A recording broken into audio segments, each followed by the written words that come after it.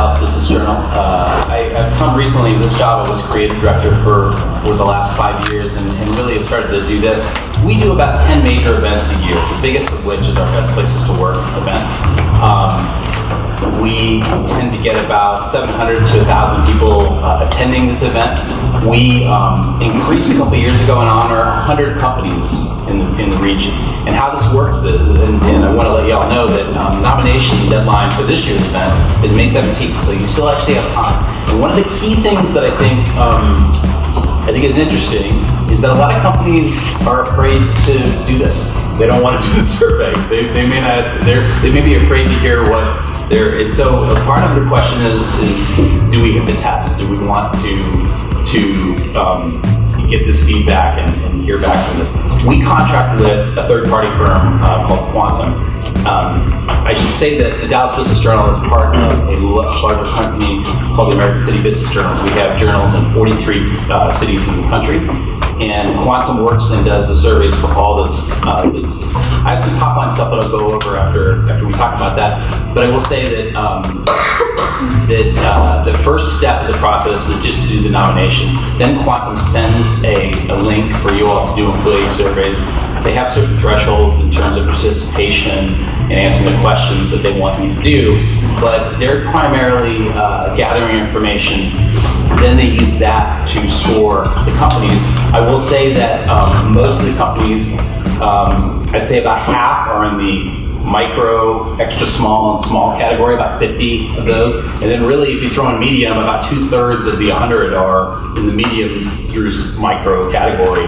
So most of these companies are small companies. A lot of them are growing. And we do see a lot of the same companies in there. And that's not because they just get grandfathered into it. It's because their culture is good and they take a source of pride in doing this. So I'll give some top line things, none of which will probably be surprising to you, but I'm definitely open for questions about the event. And then if anybody wants to come talk to me afterwards about this or anything else, please do. Great. Well, first of all, thank you for recognizing us last year. Yeah. And I'm really happy to be here and share with you whatever I can. We don't have a ton of time, so I'll just probably boil it down today to a few different points. First of all, though, would it be fair to say a lot of people don't know who Accenture is? Okay, so let me start off with that. So Accenture is one of the world's largest global professional services companies. We're about $42 billion in revenue last year.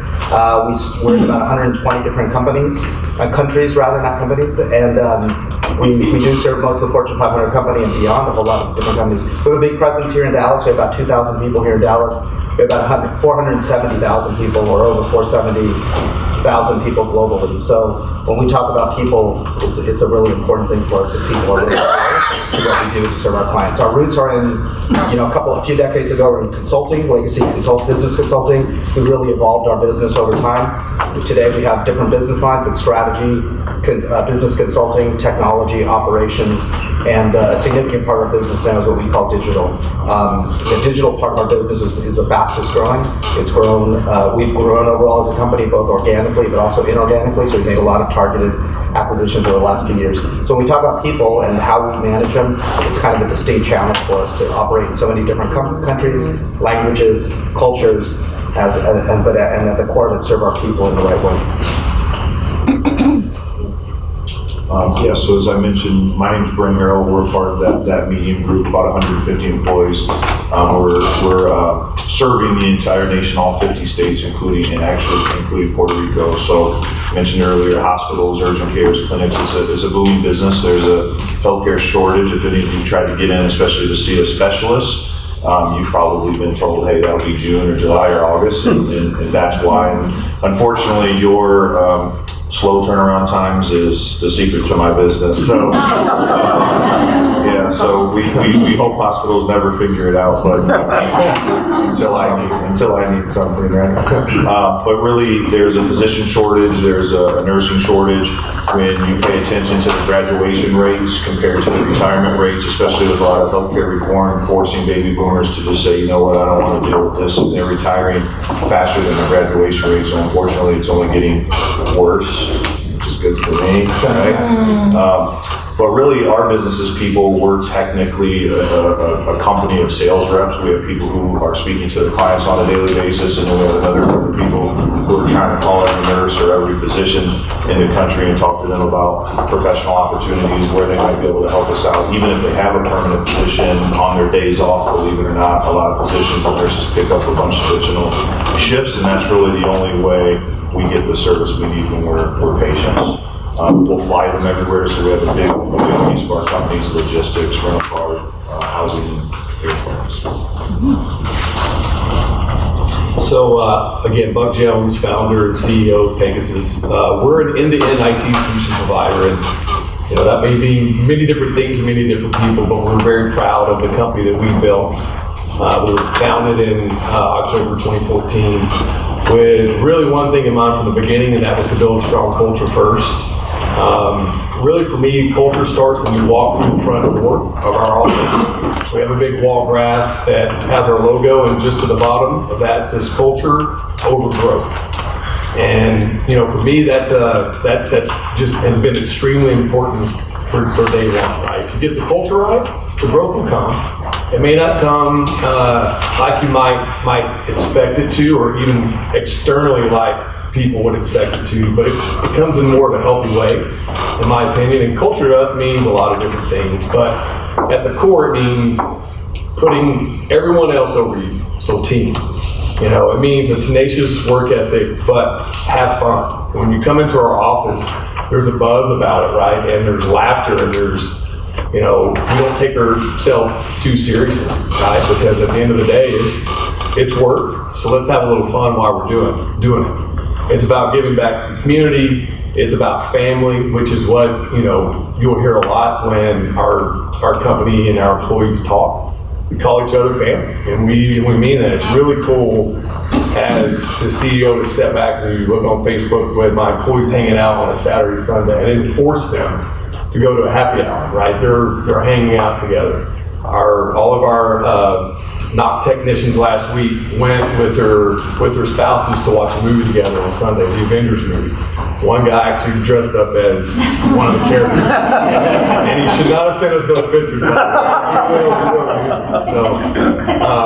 But again, we're very proud of the culture that we built, and some examples of that would be every Friday morning we do a company breakfast, 8:30 to 9:30. We started that in 2015 when it was 4 employees, and it was important for us to get together.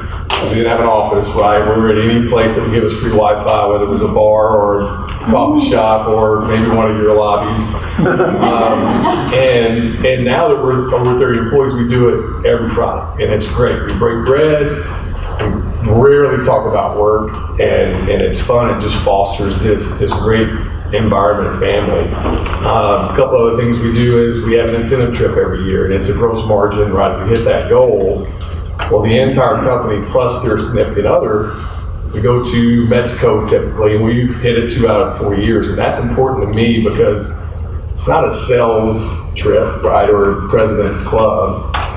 My job, from the office manager and everyone in between, has a very important job that helps us go to that goal, to attaining that goal. It's just important to recognize the entire company. And then lastly, our facilities are great. We're in Hall Park in Frisco, and when we chose the space, we chose it with culture in mind. And so, we have 8 offices, but they're all glass offices, which is great because we have an open door policy. So I want my people to know they can come in anytime they need to, right? To talk with myself or any of the executive staff on the team. But more importantly is how we structure the rest of the space. We have more TVs than Buffalo Wild Wings. I love sports, so we have a lot of TVs on. You'll rarely see it on news unless someone else gets the remote. But it's set up in a very collaborative way. We have high top bars. Our salespeople do not have cubes. They didn't want them. I tried to sign them, and they said, no, we're good. We're going to work at the bar. So we have a bar that we built into one of our kitchen areas where you can have 6 on each side, and typically that's where you'll find them. And our partners come in, our customers come in, and it's really been cool when you see that it really fosters a very collaborative, inviting approach for people to come in and work. Yeah, that's so. I'll go through some top line things, and if there's been a theme over the last 5 or 6 years of me being involved with this and understanding it, just because you put a ping pong table in your office doesn't mean that you're winning.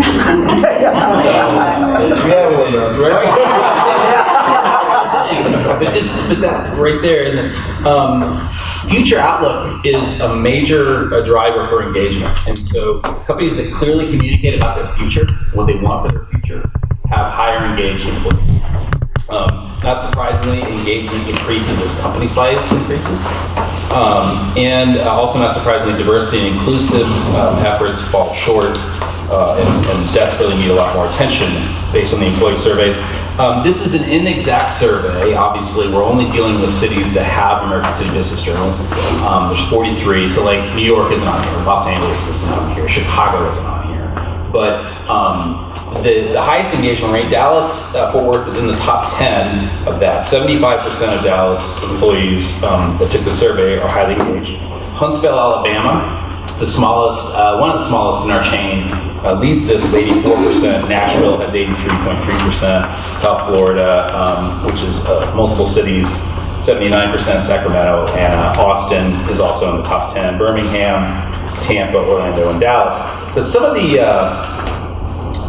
what's driving employee engagement. So you have to be, you would argue that you would actually have to be a highly engaged, or I guess highly disengaged employee who want to take this over in the first place. So you're going to have the people in the middle aren't necessarily going to be driving this.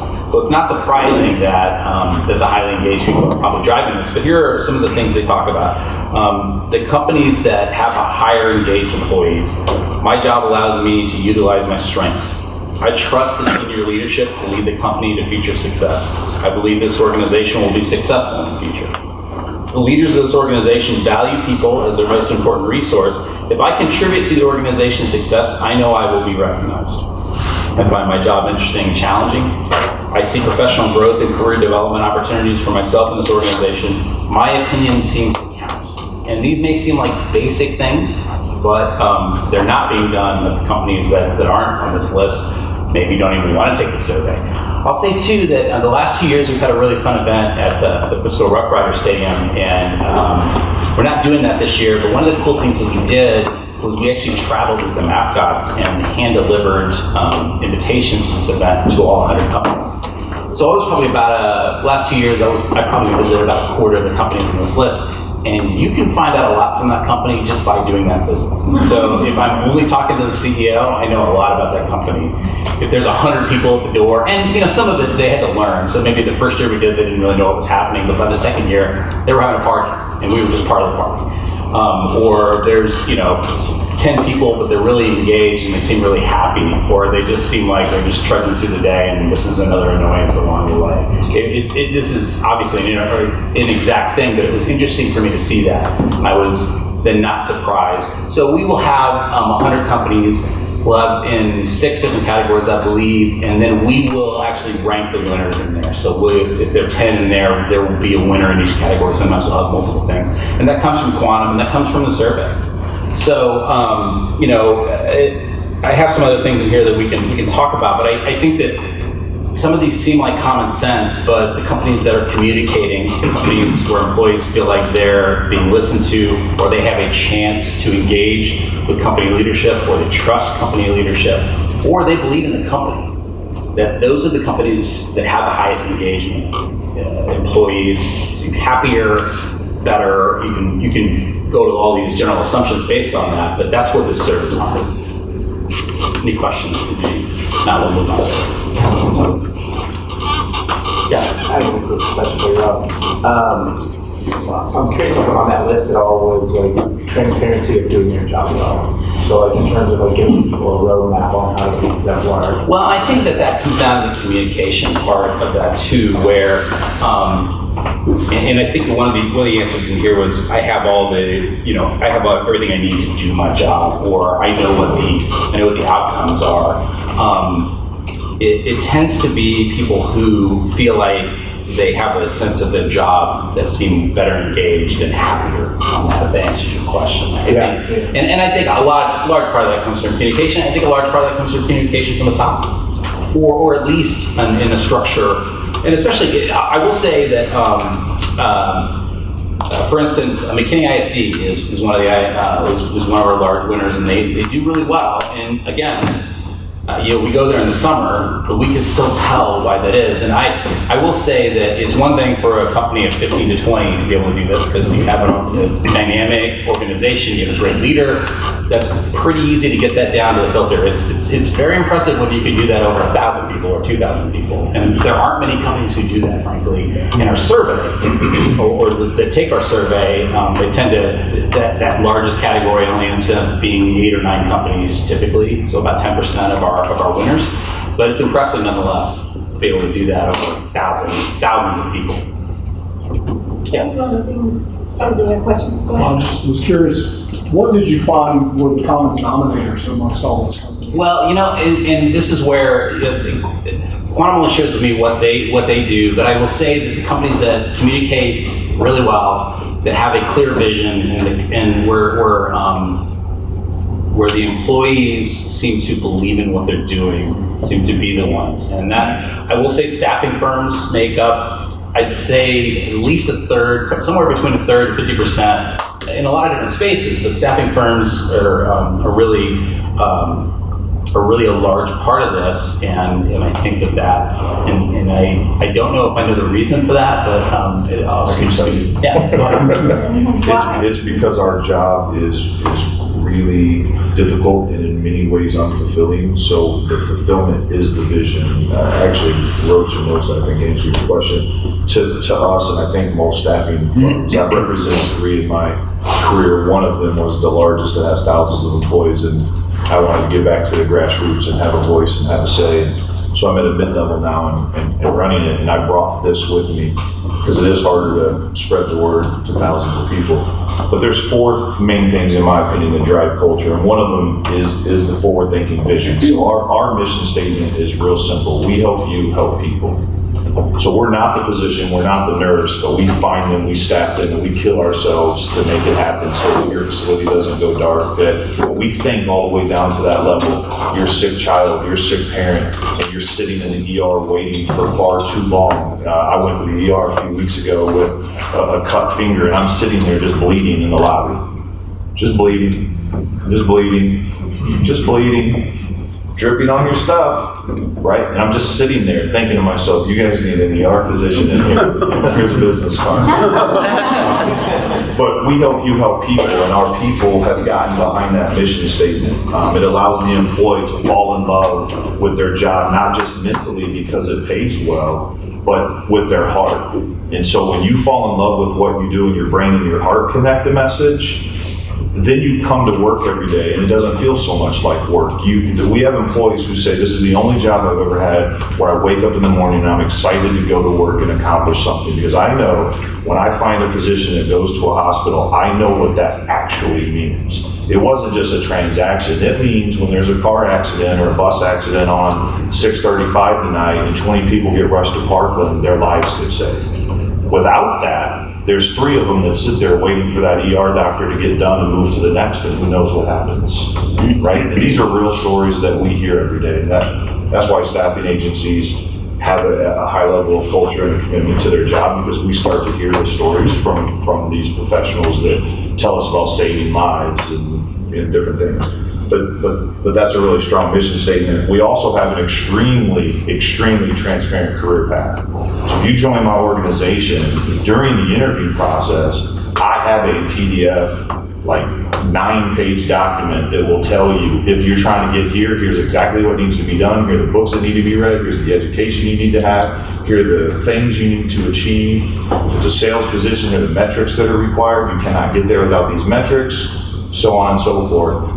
And then along the way, my leadership team has criteria that they have to commit to each person to help them achieve those things in terms of time, training, and just, whatever help that's needed, sending them to events like this to learn, to network, whatever. But that's extremely important, and I'll tell you why. The number one reason that we hire people, when I sit in a room and say, why are you looking for a new position today? Overwhelmingly, the number one answer is, I don't know where I'm going in my current position. I feel like I'm stuck. I have no career plan. Some variation of that answer, So I was like, well, I better create a career path.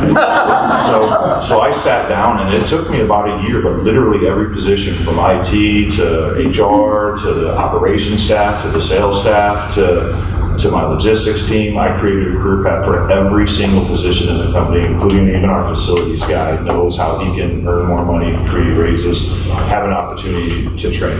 Now it's up to them whether they attack that and achieve it, but everyone knows exactly what they're supposed to do when they walk through the door. You have to have a creative and flexible work environment nowadays. Without that, right, this whole you got to be here 8 to 5. If you're 1 minute late, I'm going to pick you. Get your suit and tie on. You take a look at this, right? We wear jeans. It's a different world. It's a different world out there, and if you try to stay that way, which there are some companies that try to stay that way, you walked in at 8:01, here's your performance improvement plan. It's just not the way the world works anymore. Here's your job, we know what you need to get done, here are your metrics. I don't care really if you achieve them from 8:15 to 5:15 or 7 to 4, just get your job done and do it well and take care of our patients, right? Take care of our customers. So we have a work from home program. Everybody in the company after 6 months, because they need to learn their job, after 6 months can work from home 1 day a week. They're allowed to move that around so they don't have to miss work when the cable guy's coming or their kids are sick or things like that. They're allowed to work remotely. Technology's helped with that. Any of our individuals that are on our insurance just themselves, not the family plan, we pay for it, it's free. The reason we do that is typically the people who are single and young and on the just themselves plan don't have the money to pay for just themselves plan. And then we allow them to borrow up to 40 hours of PTO because we understand life happens. You take your week vacation this summer and then all of a sudden your kid gets the flu, you're going to probably need some flexibility there. And they don't feel like they're going to get in trouble for it. And then there's philanthropic pride. So the jeans that we wear, every employee in our company, if they choose, can pay $20 a month that we just take out of their paycheck, so it's simple as well. And they can wear jeans every day. And then the company matches that money, and the organization chooses a charity that they're, whatever, I guess, excited about or committed to, depending on what they've experienced, and we donate money. So last year, we spent almost $55,000 with St. Jude's for a company of only about 130, 150 employees. And this this year, we're working with a company called Home, which is honoring our wounded military. And it's local out of Trophy Club. And so our people choose this. So not only is our job philanthropic, but it's more than just work, and we do have ping pong tables. But it's fun because our executive board meetings where we hammer our executive boardroom table into the ping pong table. And so while we're talking and strategizing, we'll play some ping pong. We have the team. We have the team. So it's interesting to hear the differences between a smaller company and a larger company, and there's some similarities, but there's also clear differences to what you have to do to create engagement and culture. Is there anything else that you'd like to add in terms of? Yeah, I mean, Accenture for us, there's people engagement is just kind of a core to our business. So we spend a lot of time on it. So we do our own internal surveys. After every webcast, there's a survey that goes out across every different dimension of our business. We're checking in with our people to make sure that they're getting what they want and that we're living up to our commitments, etc. So it's a lot. We spend a lot of attention on it. A couple things resonate for me that you all were talking about: inclusion, diversity. For us, there's just at its core. And you've seen some of the press. Our North American CEO wrote a big editorial for the Wall Street Journal and for Fortune magazine, all around inclusion, diversity, and Accenture's commitment to it. We have a lot of pretty aggressive metrics in terms of where we want to be in the market and how we want to help change the way the world works and lives. We need it to be reflected in our people. So there's inclusion, diversity is kind of embedded in everything we do, and I'll make it more specific to Dallas in a second. But just know that for us, the fundamental philosophy is for us to continue to innovate and grow our business. We need diverse thinking. We need creative thought, and all of that comes from including everybody in the way we solve problems. And so we spend a lot of attention, give it a lot of time and attention, and we track ourselves to make sure that we're living up to that.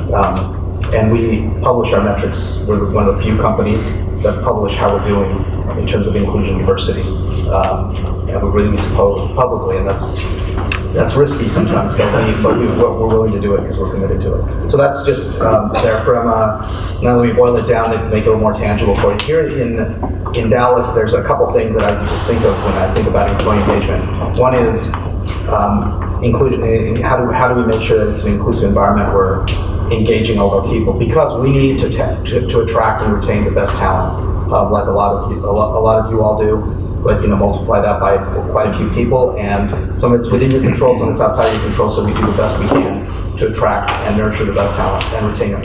So we have 14 employee resource groups. We do that at a national level to really create an opportunity for people to build their own communities based on whatever affinities they have. You can be in part more than one. So everything across every spectrum, I have a few of them listed because you all are HR professionals and you might be interested.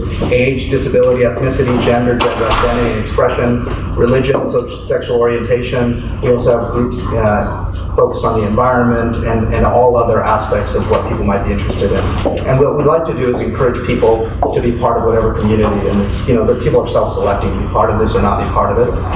But we nurture each of those groups because we feel that, or we believe that each one of those offers a little bit different slice of life for everybody, and everybody needs to participate. So that's it from a people aspect of it. And then the second thing that I'll get into later probably is more how are we connecting those people into the community, because part of our commitment to Dallas, to the DFW metro area, is to give back. And so we've got a few different programs where we're really engaged in the community that you all might be interested in. But I'll park that for a second because I've been going on for a bit. I think I already hit mine. Great. Yeah, I was going to say that the top industries for us, real estate actually moved ahead of construction, but real estate and construction are number 1 and 2. Management of enterprises is number 3, and actually moved up from 12 to 3 this year. Technology 4, professional services 5. Professional services in Dallas seems a little higher than maybe in other markets. But these resonate with that. Transportation, warehousing, arts, entertainment, finance, and retail. The other thing I was going to say is that here are the key. Highly engaged employees are strongly connected to the workplace. They're brand advocates, and they go the extra mile. Disengaged, disconnected, negative, and disruptive can hinder production.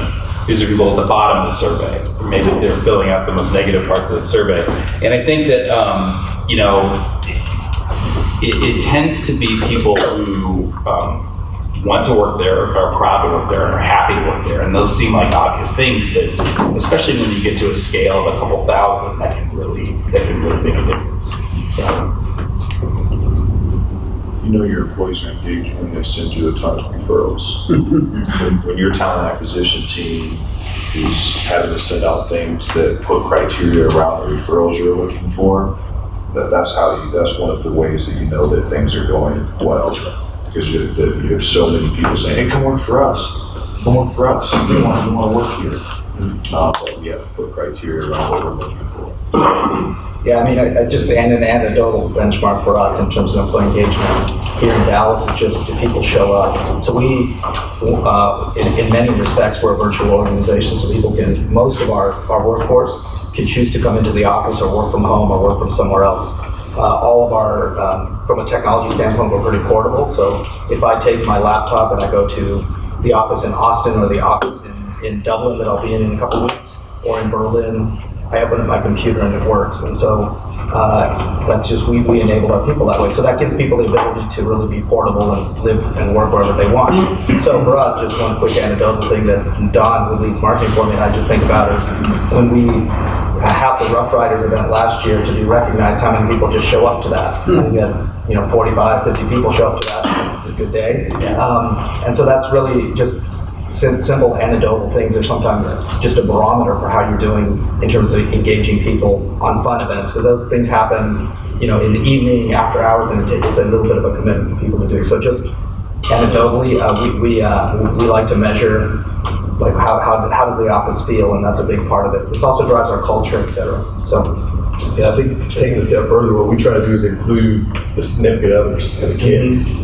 So we at least once or twice a month, we'll try to do some sort of fun event. Again, you don't have to come, right? And life gets crazy, but we really try to foster a family type relationship. And it's just, we work hard. I mean, you guys work hard. We're not working 40 hours a week, so I have to get the spouses buy as much as I do as the employees buy a lot of times, right? But we want to show them that we have a special thing that we're creating. That's great. And it's just fun to see the spouses get along and meet each other, the kids, at these events. So.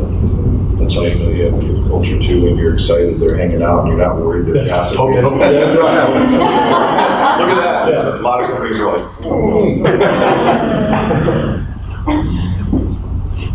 Rob, were there additional things that you had? So in terms of slicing it up even more, the more engaged tend to be higher engagement of the employee. Older employees tend to be more highly engaged. And not surprisingly, lower engagement among gender minorities and among African American and multiracial employees are lesser engaged than that for reasons we've discussed, and I think we're one of the top line findings of this. Nonprofits have improved over the last couple of years in the survey, but are still trailing and as the company size increases, engagement decreases, which is not surprising. Northeast trails other regions. That's the other thing I was going to say. So we were in the top 10. The bottom, Pittsburgh was our lowest. A lot of places, several of our journals in Ohio and in the East Coast tended to be the bottom of that survey. There wasn't a dramatic difference between the engagement number, but it varied from about 83% to 69%. But that was where we fell in that. And then obviously, this makes sense too that salaried employees are a lot more engaged than the hourly employees. So. Well, I'm sure there's questions, so I'd love to open it up. Yeah, I got a couple. I'll start with Rob. Rob, there's a servant leadership model. Have you found in the companies that profess to have one, have you found any correlation with being the best place to work? Or? Well, I'll tell you where I found it. I didn't see it in this survey, but I'll tell you that. So I'm involved heavily with our events where we are doing our Women in Technology event in the next week. We are currently finishing up nominations for our Women in Business event. That one comes up a lot more over the last couple of years, and that comes up especially from leaders, and it comes up from people that are setting an example for that, certainly with the management, and then also on the employee at large level as well. So that didn't necessarily show up in here, but it's been showing up in the language of the people that we're talking to a lot more, especially executives. And some of that it's a nice thing to say too, but you don't hear it. You don't hear it 10 times in a month when you're doing interviews with people that doesn't mean something. So it's definitely been a trend that we've seen. We practice servant leadership. The leaders, including myself, sit out on the floor and meet with our people. We're not in offices. Our offices are left open for one-on-ones. And we teach everyone in the organization a class called The 5 Dysfunctions.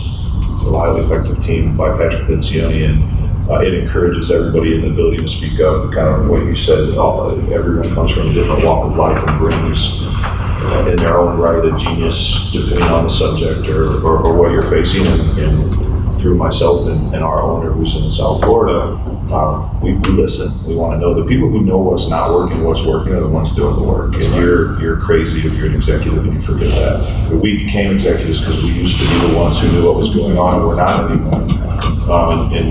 But sometimes we lose that. So.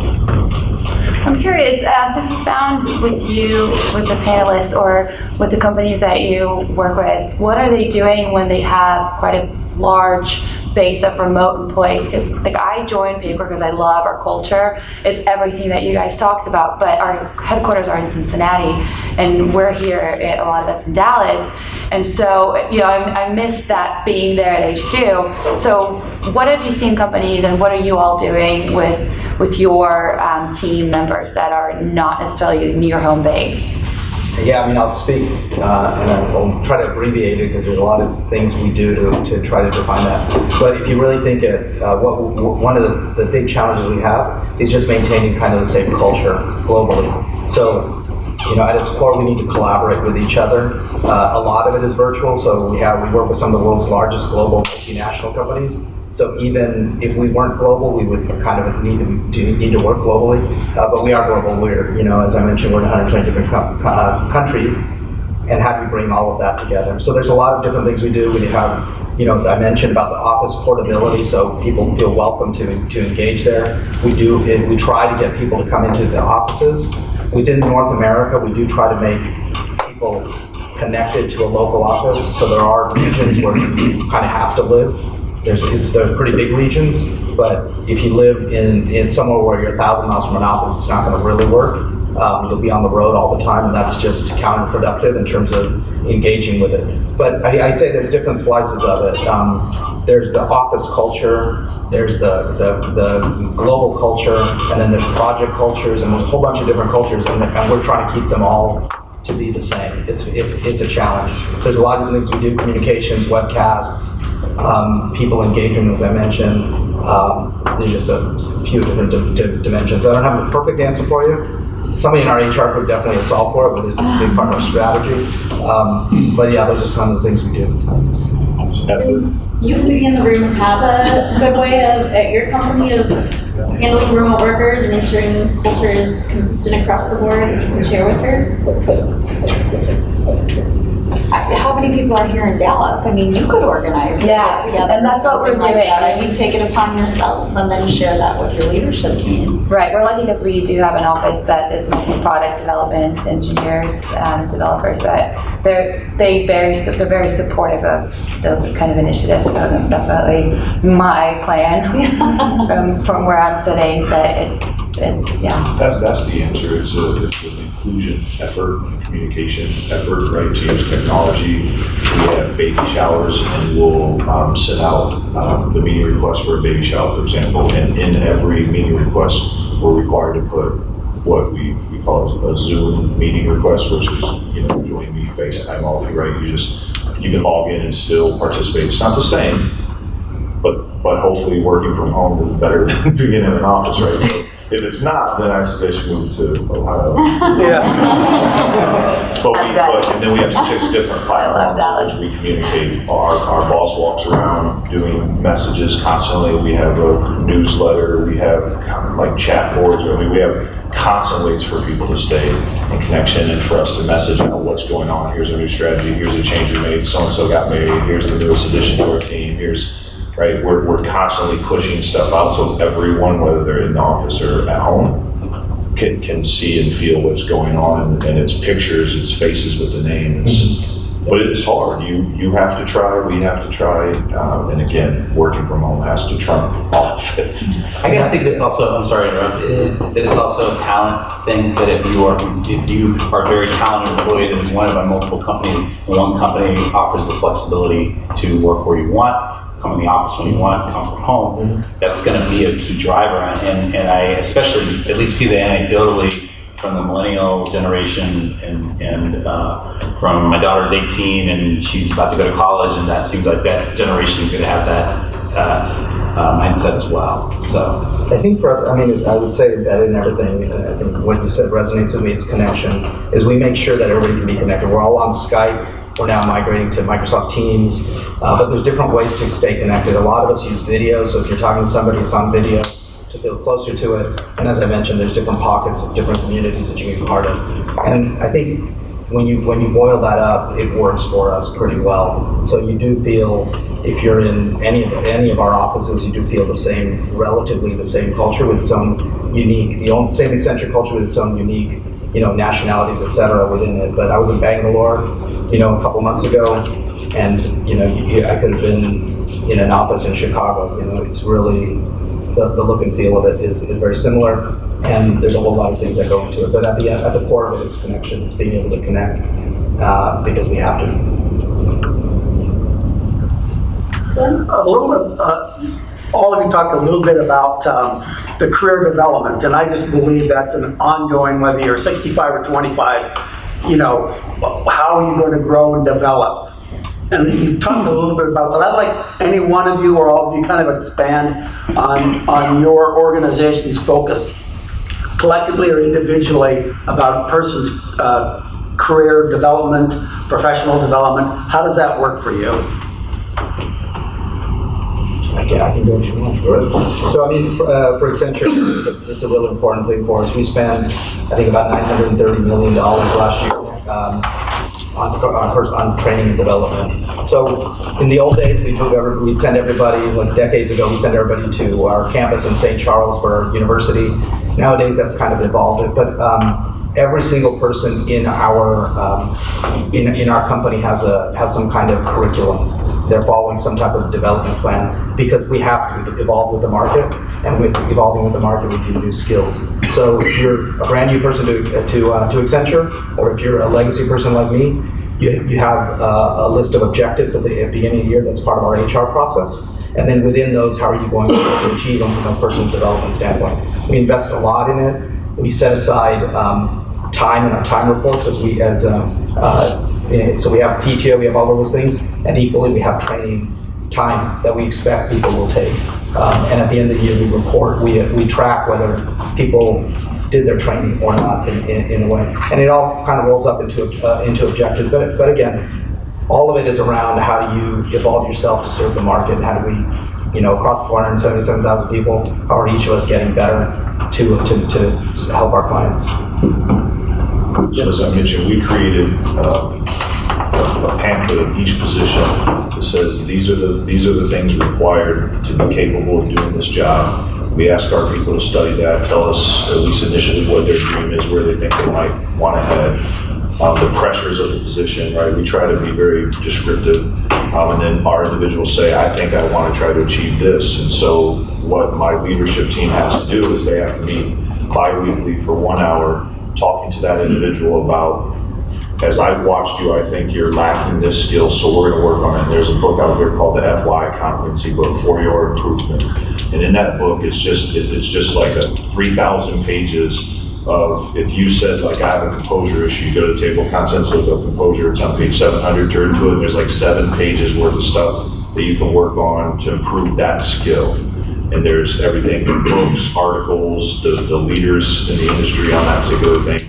And if you have this issue, you probably do this. If you're good at this, you probably do, right? And it really gives young leaders a better ability to train people on something that they don't struggle with. One of the weaknesses is when you have a leader trying to help somebody who struggles with something, but they're naturally good at it. You've never had to go through it, so how do you help somebody go through it? And that's what this book is about. So we give them the tools. The executive teams created something called the LTP, the Leadership Training Program for young leaders. There's 18 courses that we put them through in order to mentor someone. They have to take these courses that are taught by myself and my owner and some other executives. And we have ongoing training, just like he mentioned. So it is a never-ending thing, and our leadership team has to commit to our people. So if they say, this is my dream, it becomes their leader's dream. And by the way, that's how those leaders get promoted too. So I'm judging the leader on whether or not they're doing what they say. So if I walked up to you and I said, hey, are you getting what you need? And you said no, I'm in a meeting with him going, what's going on? And so everybody's held accountable to everybody's growth. I think that's probably, if you ask me why I think it fails, I would say it's because most people just don't put the effort into it. Specifically leadership. Yeah. But a lot of employees don't grab what they need either. They don't speak up. Yeah. So large company, got the resources, you've got opportunities built in, so you have lots of roles. How do you focus on career development and how? Yeah, it's interesting for us, right? We're a small organization, 30 employees. We grow really quick, really fast over the last 4 years. And so we don't have really clearly defined career paths. Probably should, especially at the way we're growing now. Ours is more ad hoc or one-off. So we have level 1 technicians that want to be a professional services delivery person. So we align them with a mentor, we show them the career path to get there. We have inside reps, we call them account managers, who want to be a technical solution architect. In our world, that's a crazy jump, by the way. But we're putting him on the right career path and training. So it's really kind of ad hoc for us. For salespeople, it's a little easier. If it's a business development rep who is inexperienced but just needs some skins on the wall, right? It's learning by cold calling and beating the streets and aligning him with a rep or her with a rep to eventually then go out and become an outside account executive. So yeah, for us, it's a little different. We should probably do a better job of that, but it's, I need to borrow his